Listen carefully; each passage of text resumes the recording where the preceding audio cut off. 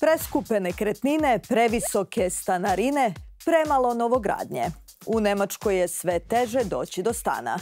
Da li će u buduće nekoliko generacija ponovo živeti pod istim krovom?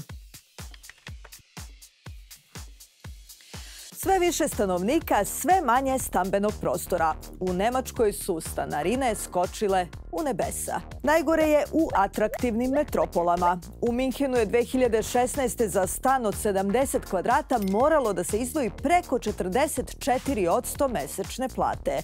U Frankfurtu na Majni 40,7%, a u Berlinu skoro 38%.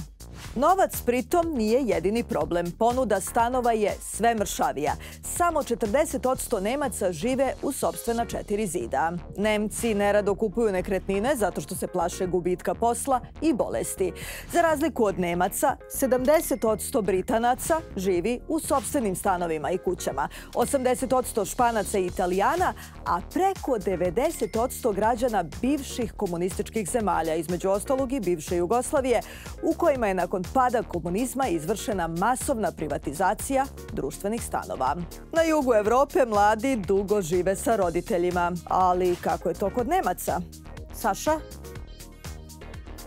Nalazim se u tipičnom zajedničkom stanu studenata i studentkinja iz Kelna. Šta bi drugo čovek očekivao da nađe u takvom stanu nego sliku Che Guevare na zidu? Hodnik u kome sam je veoma dugačak, levo i desno su studentske sobe, a to su i neke zajedničke prostorije, recimo prostrana kuhinja u kojoj su u ovom slučaju odvojeni muški i ženski frižideri. Smatra se da na ovaj način u Nemačkoj živi oko 3,8 miliona ljudi.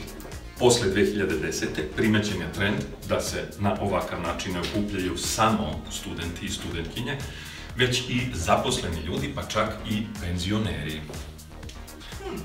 Zanimljiva priča. Znači, ove visoke cene stanova su Nemce smestile faktički u nove porodice. Tako je, to je paradoksalno i ne samo zbog visokih cena, već i zbog tradicije da se mladi u Nemačkoj što pre osamostaljuju, što pre napuštaju roditeljske domove, onda prelaze u zajedničke stanove gde praktično imaju nove porodice. To mu dođe na isto ili nešto malo drugčije. Ko zna? Ko zna.